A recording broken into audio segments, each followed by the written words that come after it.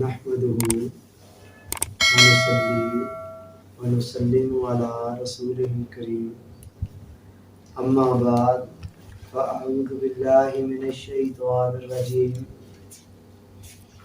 بسم اللہ الرحمن الرحیم یوم لا ينفع مال ولا بنون الا من اتى الله بقلب سلیم صدق اللہ العظیم۔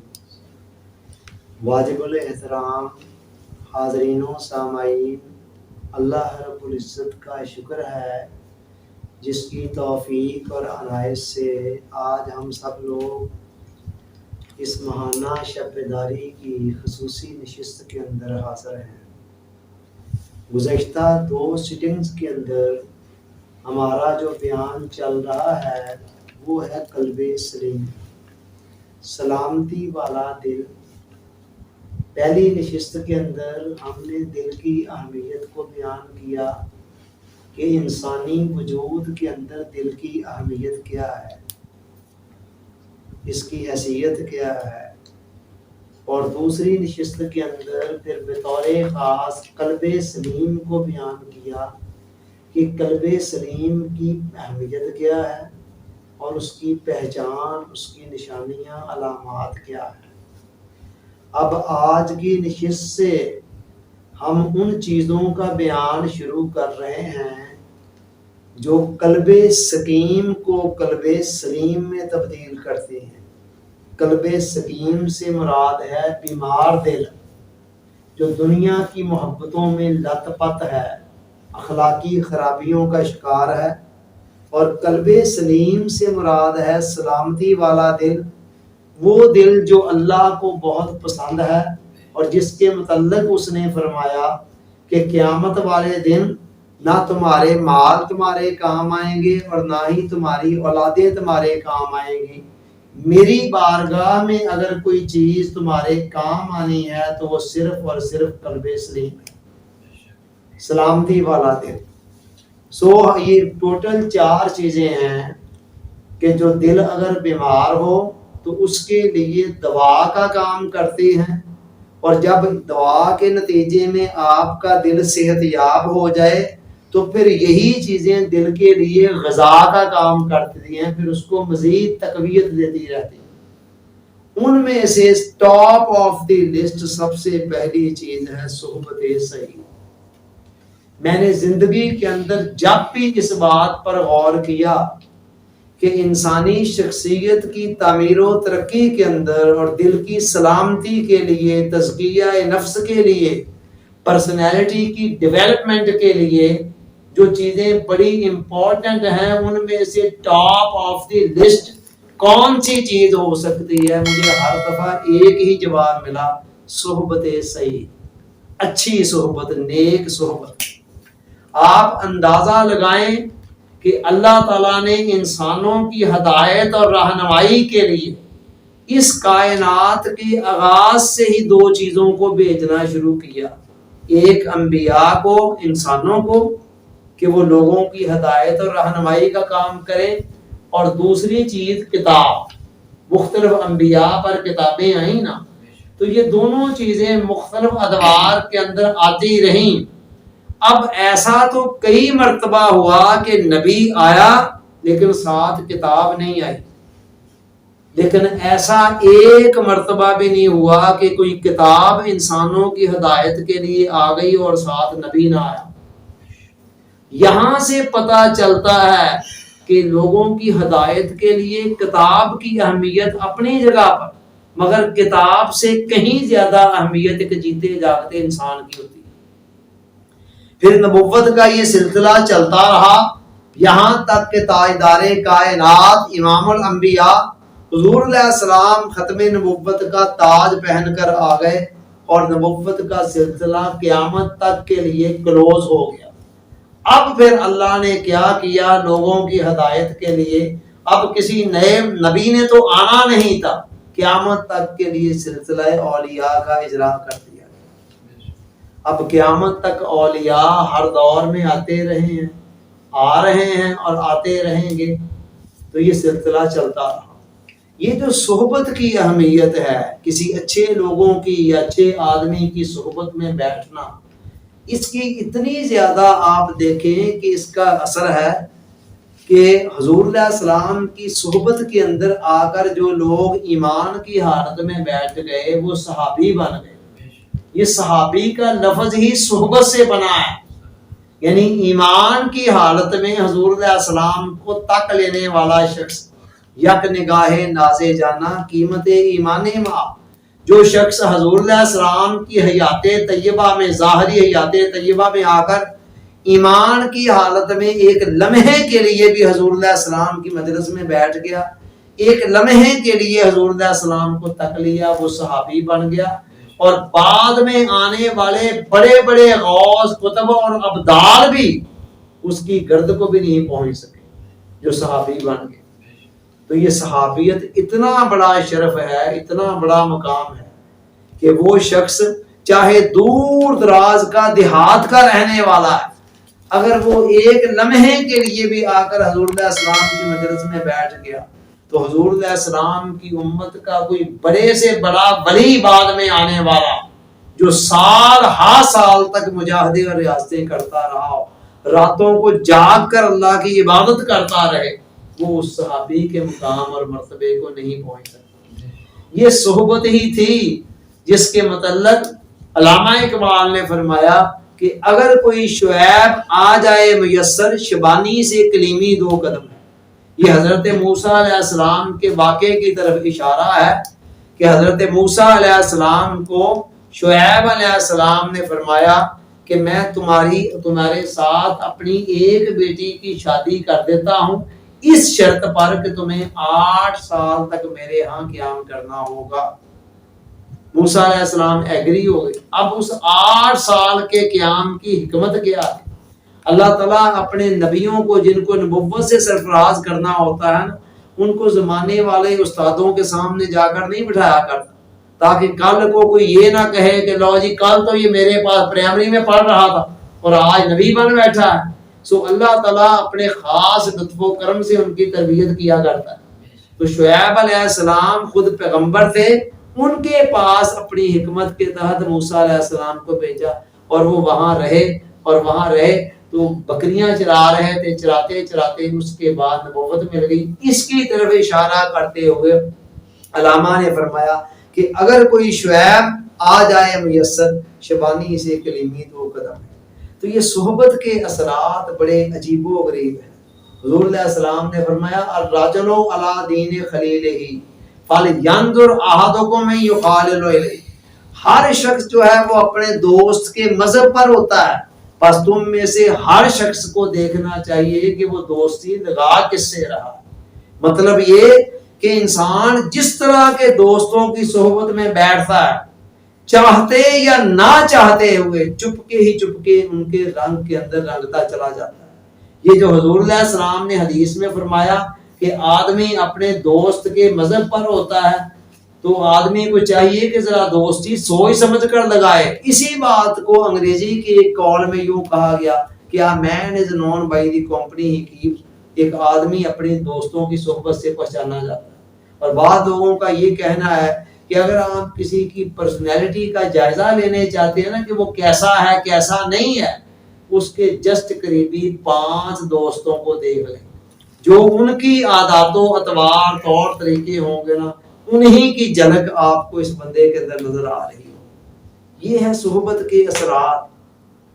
حضور علیہ السلام نے فرمایا اذا رأیتم العبد یؤتی زہدا فی الدنیا وقلت منطقہ فاقتربوا منہ فانہ یلقى الحکمہ۔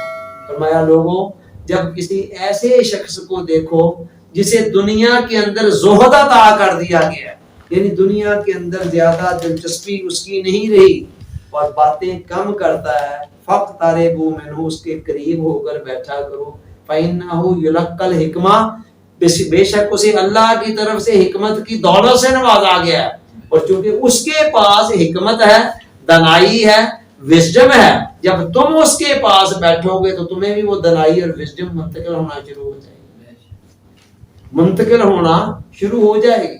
اچھا، صحبت آپ نے اختیار کرنی ہے نا کسی کی سنگت، وہ تو اختیاری ہے، آپ کے اختیار میں ہے، جس طرح کی صحبت میں مرضی جا کر بیٹھ جائیں۔ لیکن جو صحبت کے اثرات ہیں نا وہ آپ کے اختیار میں نہیں ہیں، وہ پھر غیر اختیاری ہیں۔ جس طرح کی صحبت میں آپ نے بیٹھنا ہے نا اس طرح کے اثرات آپ پر مرتب ہو کر ہی رہنے۔ آپ دیکھیں مادی چیزوں کے اندر بھی آپ دیکھیں، کسی گرمی کے ماحول میں گرم کمرے میں بیٹھیں گے جہاں ہیٹر چل رہا ہے تو آپ کے جسم کو کے اندر بھی گرمی منتقل ہونا شروع ہو جائے گی۔ اے سی والے کمرے میں بیٹھیں گے جہاں ٹھنڈک ہے تو وہ صحبت ہی ہے نا، آپ اے سی والے کمرے کی صحبت میں بیٹھے ہوئے ہیں تو آپ کو ٹھنڈک منتقل ہونا شروع ہوگی۔ کسی خوشبودار ماحول میں بیٹھے تو اس ماحول کی جو صحبت سے اس کی خوشبو آپ میں منتقل ہونی شروع ہوگی۔ کسی بدبودار ماحول میں بیٹھے تو بدبو آپ کے اندر منتقل ہونا شروع ہوگی۔ تو جس طرح کی صحبتیں ہوتی ہیں، کمپنیاں ہوتی ہیں، ماحول ہوتی ہیں، اس کے اثرات لازمی ہوتے ہیں۔ اب دیکھیں آپ اس میں آزاد ہیں، آپ کی مرضی ہے آپ سینمے میں جا کر بیٹھ جائیں یا کسی واعظ تبلیغ کی ذکر فکر کی مجلس میں آ کر بیٹھ جائیں، یہ آپ کی مرضی ہے۔ یہاں تک اختیار آپ کو تھا، اس سے آگے اختیار آپ کو نہیں ہے۔ جس صحبت میں جا کر آپ بیٹھ گئے نا جس کمپنی میں، اس کے پھر اثرات آپ کے اختیار میں نہیں ہے، ویسے ہی اثرات آپ پر منتقل ہونے۔ آپ غور کریں، ابھی اس وقت آپ یہاں کی بجائے کسی سینما ہال کے اندر بیٹھے ہوتے جہاں کوئی رومانٹک فلم چل رہی ہوتی تو اس وقت آپ کے جذبات اس طرح کے پاکیزہ نہ ہوتے جو اس وقت اس مجلس میں بیٹھے ہیں۔ تو یہ دیکھیں یہ سب کچھ صحبت کے اثرات ہیں، صحبت کے اثرات۔ حضور علیہ السلام کی صحیح بخاری مسلم کی حدیث ہے، بڑی طویل حدیث، آپ نے ذکر کی مجلسوں کی فضیلت بیان فرمائی کہ اللہ کے کچھ فرشتے ہیں جو زمین کے اوپر آتے ہیں اور وہ ڈھونڈتے ہیں ایسی مجلسیں جہاں ان کو نظر آتا ہے نا کچھ لوگ ذکر کر رہے ہیں تو وہ باقی ساتھیوں کو بھی آواز دے کر بلا لیتے ہیں، اس مجلس میں شریک ہوتے ہیں۔ جب مجلس سے فارغ ہوتے ہیں تو اللہ کے پاس جاتے ہیں تو اللہ پوچھتا ہے کہاں سے آئے ہو، کہتے ہیں یا اللہ ہم فلاں ذکر کی مجلس میں تھے تو وہاں لوگ ذکر کر رہے تھے۔ تو اللہ کہتا اچھا وہ مجھ سے کیا مانگ رہے تھے؟ وہ کہتے ہیں وہ جنت مانگ رہے تھے۔ تو اللہ کہتا تم گواہ ہو جاؤ میں نے جنت ان کو دے دی۔ اچھا اور کیا مانگ رہے تھے؟ یا اللہ وہ تیری جہنم سے پناہ مانگ رہے تھے۔ اللہ کہتا تم گواہ ہو جاؤ میں نے انہیں جہنم سے نجات دے دی۔ پھر فرشتے کہتے ہیں کہ یا اللہ ایک بندہ تو ایسا بھی تھا ان میں کہ جو باقاعدہ اس مجلس کا محفل کا حصہ نہیں تھا، وہ تو چلتے چلتے کسی کام سے جا رہا تھا، اس نے وہ دیکھا کہ یہاں کچھ بندے بیٹھ کر اللہ کا ذکر کر رہے ہیں، وہ بھی وہاں بیٹھ گیا۔ تو اس کے متعلق کیا حکم ہے؟ اللہ کہتا ہے میں نے ان کو بھی بخش دیا، اس کو بھی بخش دیا، اور ساتھ اللہ نے الفاظ کیا فرمائے، کیوں بخش دیا؟ فرمایا ہم القوم لا یشقی بہم جلیسہم، کہ وہ ایسے لوگ ہیں کہ جن کے پاس بیٹھنے والا بھی بدبخت نہیں ہو سکتا۔ غور کریں، یہ ہیں محفلوں کی فضیلت، یہ ہیں صحبتوں کے اثرات، ثمرات، برکات۔ اور آپ دیکھیں کہ وہ بنی اسرائیل کا واقعہ خود حضور علیہ السلام نے فرمایا۔ آپ نے ارشاد فرمایا کہ بنی اسرائیل کے اندر ایک آدمی تھا جس نے 99 قتل کر دیے، 99 قتل کرنے کے بعد اس کو پچھتاوا لگا کہ میں اتنے قتل کر چکا ہوں، میری بخشش کیسے ہوگی؟ وہ کسی عالم دین کے پاس چلا گیا، کسی خشک عالم کے پاس، اسے کہا جی میں نے 99 قتل کیے ہیں تو میری بخشش کی کوئی صورت نکل سکتی ہے؟ اس نے کہا توبہ کرو، ایک قتل اتنا بڑا جرم ہے، تم نے 99 قتل کر دی ہیں تو تم بخشش کو ڈھونڈ رہے ہو، کوئی بخشش نہیں تمہاری۔ اس کے اوپر مایوسی کا دورہ آیا اور اس حالت میں اس نے کہا اچھا پھر میں سینچری پوری کر دیتا ہوں۔ اس نے اس کو بھی قتل کر کے پورا ہی 100 کا فگر کر دیا۔ اب کر تو دیا وقتی طور پر مشتعل ہو کر، لیکن پھر خیال آیا میرا کیا بنے گا مرنے کے بعد؟ پھر کسی اور کے پاس گیا اور اس کو جا کر پوچھا تو کہ میں نے اس طرح 100 قتل کیے ہیں تو میری بخشش کی کوئی صورت نکل سکتی ہے؟ تو اس نے کہا ہاں کوئی بات نہیں، اللہ کی رحمت سے مایوس نہیں ہونا چاہیے، تم ایسے کرو کہ فلاں بستی کے اندر کچھ اللہ والے رہتے ہیں، ان کے پاس چلے جاؤ، وہاں جا کر معافی مانگو اللہ سے، اور ساتھ انہیں بھی کہو کہ تمہارے لیے دعا کریں تو تمہاری بخشش ہو جائے گی۔ اس نے کہا ٹھیک ہے۔ حضور علیہ السلام فرماتے ہیں کہ وہ اس بستی کی طرف چل پڑا، جب چل پڑا تو ابھی راستے میں ہی تھا کہ اس کی موت آ گئی۔ جب موت آ گئی تو ادھر سے رحمت والے فرشتے آ گئے، ادھر سے عذاب والے فرشتے آ گئے۔ جس طرح آپ نے سنا ہوگا نا محاورہ کہ جیسی روح ویسے فرشتے، تو فرشتے بھی دونوں فرشتے الگ الگ ہیں. اب رحمت والے فرشتے کہہ رہے ہیں جی یہ تو بندہ ہمارا ہے، ہم نے اسے لے کے جانا ہے، اس لیے کہ یہ توبہ اور بخشش کے راستے پر چل پڑا تھا. اور عذاب والے فرشتے کہہ رہے ہیں کہ یہ بندہ ہمارا ہے، اس کو ہم نے لے کے جانا ہے، اس لیے کہ یہ 100 افراد کا قاتل ہے. اب کیا ہوا؟ معاملہ اللہ کی بارگاہ میں پہنچا. اللہ تعالیٰ نے فرمایا ایسے کرو کہ دونوں طرف کی زمین کی پیمائش کر دو. اگر تو یہ زیادہ فاصلہ طے کر چکا ہے اور جس بستی کی طرف توبہ کرنے جا رہا تھا جہاں اللہ والے کو رہتے تھے ان کی طرف جدھر جا رہا تھا، اگر زیادہ فاصلہ طے کر چکا ہے تو پھر یہ جنت والے لے جائیں، اور اگر ابھی اس نے کم فاصلہ طے کیا ہے، زیادہ رہتا ہے، تو پھر جہنم والے لے جائیں. اب حضور علیہ السلام فرماتے ہیں کہ اس نے فاصلہ ابھی کم طے کیا تھا، زیادہ فاصلہ رہتا تھا، لیکن جب وہ پیمائش شروع ہوئی تو اللہ تعالیٰ نے زمین کو حکم دیا، وہ جو پیچھے والی زمین تھی نا جو چل کر آیا تھا اس کو کہا کہ تو پھیل جا، اور وہ جو آگے والی زمین تھی آگے والا حصہ بھی زیادہ تھا اسے حکم دیا کہ تو سکڑ جا. وہ سکڑ گئی اور وہ پھیل گئی. تو پھر جنت والے فرشتوں نے کہا یہ دیکھیں زیادہ فاصلہ طے کر چکا ہے، اس کو لے کر جنت میں داخل کر. یہ ہے صحبتوں کی اسرار. قرآن مجید کے اندر حدیث مبارکہ کے اندر جا بجا اچھی صحبتوں کو اپنانے کی تلقین کی گئی. قرآن نے ایک جگہ پر فرمایا وَاصْبِرْ نَفْسَكَ مَعَ الَّذِينَ يَدْعُونَ رَبَّهُمْ بِالْغَدَاةِ وَالْعَشِيِّ. اے بندے اپنے آپ کو ان لوگوں کی صحبتوں کے اندر جمائے رکھ، ان کی مجلسوں کا حصہ بنائے رکھ کہ جو صبح و شام اپنے رب کو یاد کرتے ہیں.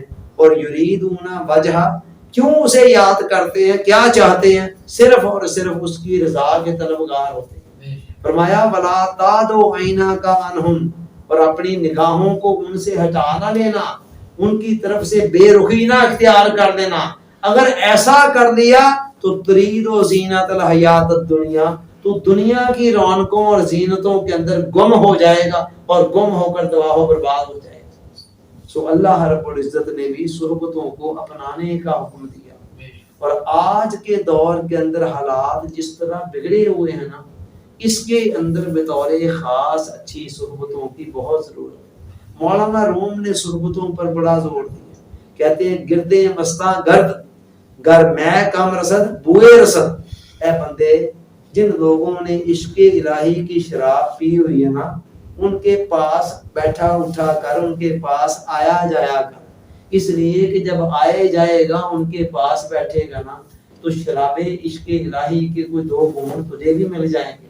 لیکن وہ کہتے ہیں کوئی بات نہیں، اگر شراب نہ ملی تو پھر بھی فکر مندی کی ضرورت نہیں ہے، کم از کم شراب کی بو تو مل ہی جائے گی نا. اور بوئے او گر کم رسد روئتے عشاں بس است. کہتے ہیں اگر بو بھی نہ ملی، عام طور پر جس ماحول میں کسی نے شراب پی تو اس کی بو آتی ہے نا پاس والے کو. کہتے ہیں عشق الہی کی شراب جنہوں نے پی رکھی ہے نا، ان کی مجلسوں میں بیٹھنا اٹھنا رکھا کر، آنا جانا رکھا کر، تجھے بھی کوئی 2 گھونٹ مل جائیں گے. اگر 2 گھونٹ نہ مل سکے تو کوئی بات نہیں، کچھ نہ کچھ بو ہی آ جائے گی شراب کی. اور اگر بو بھی نہ ملی تو پھر بھی کہتے ہیں پریشان ہونے کی ضرورت نہیں ہے. روئتے عشاں بسس، ان لوگوں کو جو دیکھ لینا ہے نا وہی کافی ہوتا ہے، وہی کافی ہوتا ہے. اور دوسری جگہ فرماتے ہیں کہ یک زمانہ صحبت با اولیاء بہتر از 100 سالہ طاعت بے ریا. کہتے ہیں ایک زمانہ، ایک گھڑی، کچھ عرصہ اولیاء اللہ کی صحبت میں گزارنا، فرمایا یہ 100 سال کی بے ریا عبادت سے بھی بڑھ جاتا ہے. ایک اور مقام پر فرماتے ہیں صحبت سالے ترا سالے کنر اور صحبت تالے ترا تالے کنر. اے بندے اچھے لوگوں کی جو صحبت ہے نا وہ تجھے بھی اچھا بنا دے گی، اور برے لوگوں کی جو صحبت ہے وہ تجھے بھی برا بنا دے گی. اور بعض دانشوروں کا، اولیاء علماء عرفاء کا یہ کہنا ہے کہ نیک لوگوں کی جو صحبت ہے نا یہ نیکی سے بھی افضل ہے.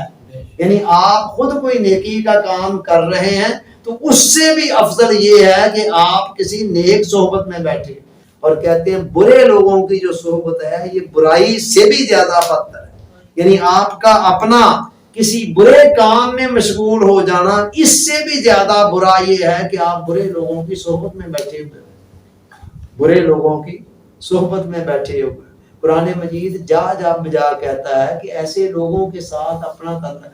خود حضور علیہ السلام نے فرمایا, آپ نے فرمایا صحابہ کیا میں تمہیں ایک ایسا عمل نہ بتاؤں جس کے نتیجے میں دنیا اور آخرت کی بھلائیاں اور خوبیاں تمہاری جھولی میں آ جائیں. صحابہ کرام نے کہا یا رسول اللہ ضرور بتائیں. فرمایا علیک بمجالس اہل الذکر, تمہارے اوپر لازم ہے کہ اہل ذکر کی, جن لوگوں کے اندر ذکر رچ بس چکا ہے نا, ان کی صحبتوں کو اختیار کیا کرو. فحرک لسانک لذکر اللہ, اور جتنا ہو سکے خود بھی اللہ کا ذکر کیا کرو. اہل ذکر کی صحبتوں کو اپنانے کا حکم پہلے دیا اور بعد میں کہا کہ جتنا ممکن ہو سکے خود بھی ذکر کیا کرو. اور فرمایا واحب للہ وابغض للہ, کہ اللہ کے لیے ہی کسی سے محبت کیا کرو اور اللہ کے لیے ہی کسی سے دشمنی رکھا کرو. یعنی جو کام کیا کرو اللہ کی خاطر, اللہ کی رضا کی خاطر. تو یہ عمل ایسا ہے جو دنیا اور آخرت کی بلائیاں سمیٹ کر تمہاری جھولی کے اندر ڈال دے. تو قرآن مجید نے بھی کہا فَاسْأَلُوا أَهْلَ الذِّكْرِ إِن كُنتُمْ لَا تَعْلَمُونَ, اے لوگو اگر تم نہیں جانتے ہو, کوئی اس کا اتا پتہ لینا چاہتے ہو تو اہل ذکر کے پاس جایا کرو. ایک اور مقام پر فرمایا الرحمن فَاسْأَلْ بِهِ خَبِيرًا, ارے لوگو اگر رحمان کے متعلق جاننا چاہو, رحمان کا پتہ معلوم کرنا چاہو تو کسی خبر والے کے پاس جایا کرو. خالی علم والوں کے پاس بڑے روڑے ہوتے ہیں, وہ جو ذکر والے ہوتے ہیں نا, خبر والے ہوتے ہیں, عارف ہوتے ہیں, ان کا حال ہی کچھ اور ہوتا ہے.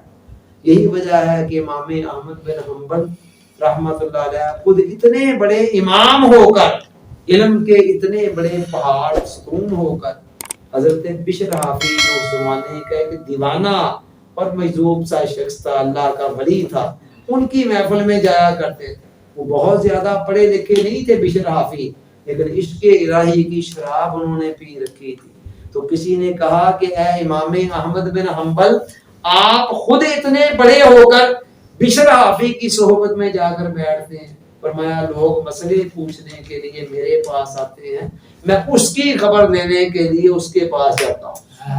اللہ کی خبر کو پانے کے لیے امام احمد بن حنبل بشر حافی کی خدمت میں جایا کرتے تھے. تو میں بتا رہا تھا کہ یہ جو صحبت کے اثرات ہیں نا, یہ بڑے زبردست ہیں.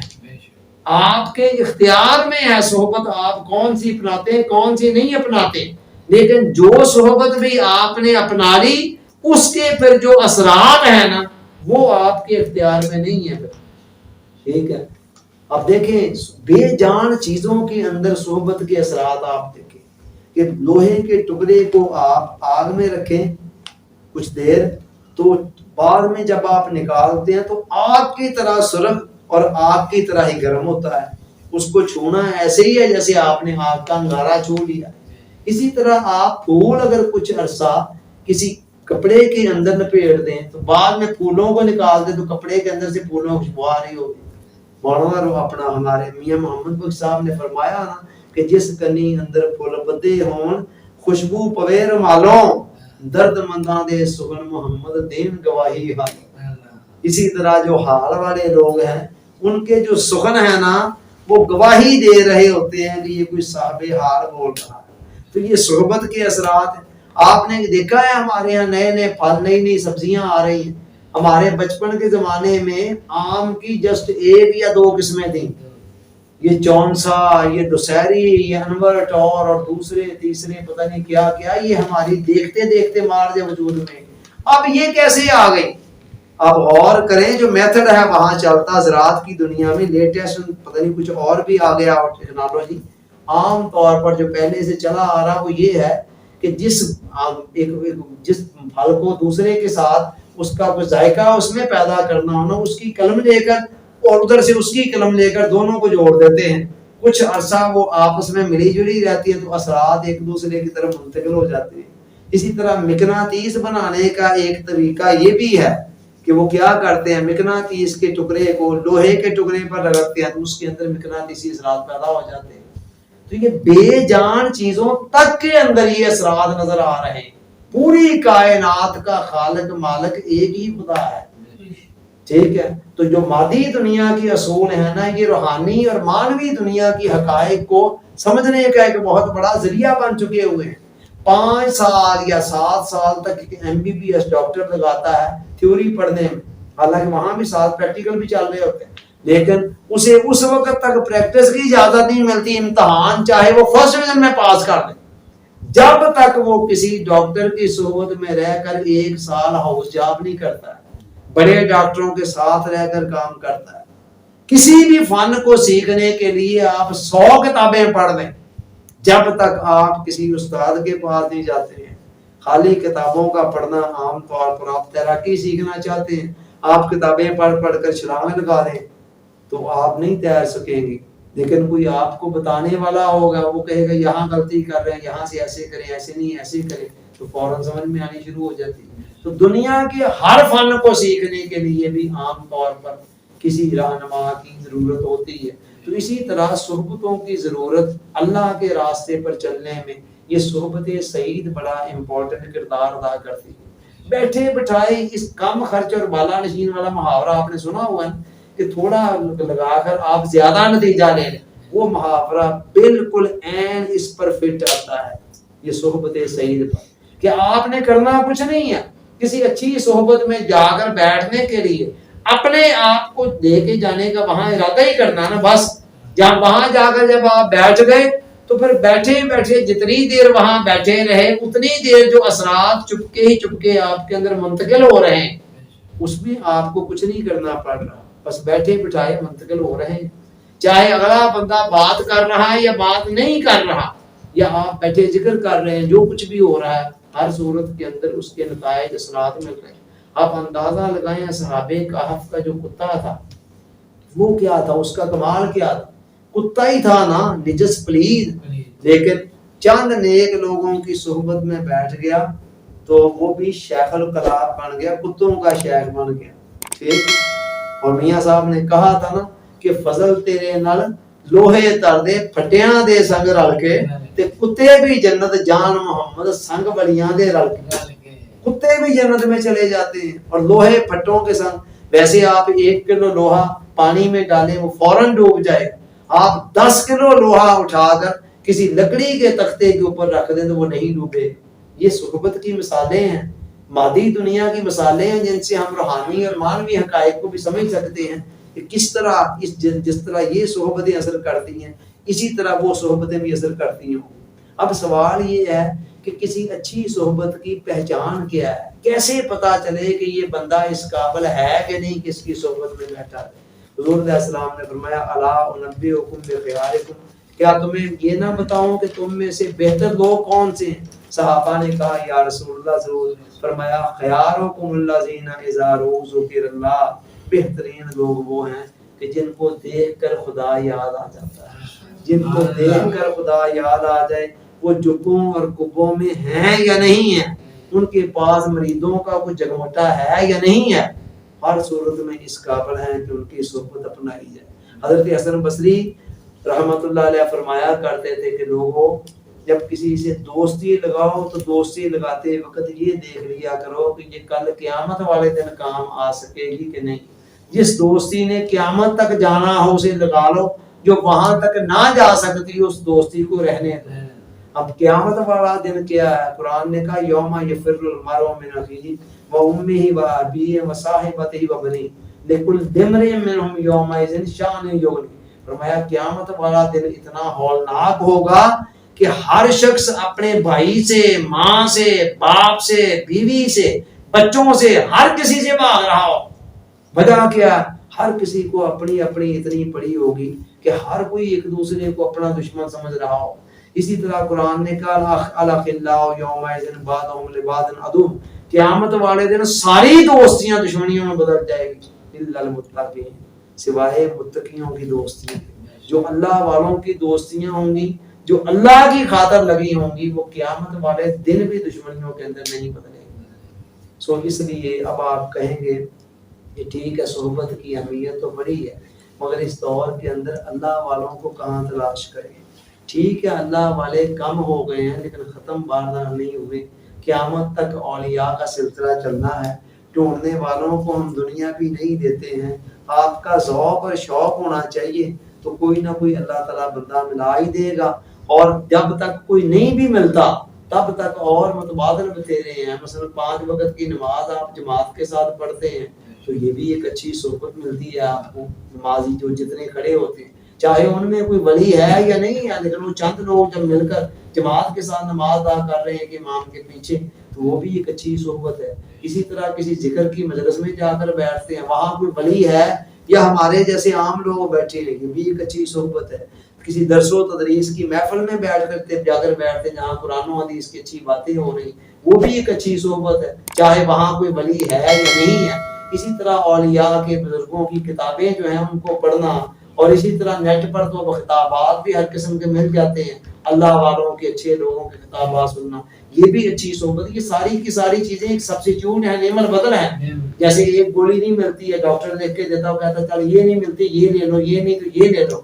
جب تک کوئی نہیں ایسا خاص آپ کو پہنچا ہوا بزرگ ملتا تو یہ ساری چیزیں وہ صحبت کے ذرائع ہیں. اللہ تعالیٰ سمجھنے کی سوچنے کی یاد رکھنے عمل کی توفیق عطا فرمائے. وما علینا الا البلاغ.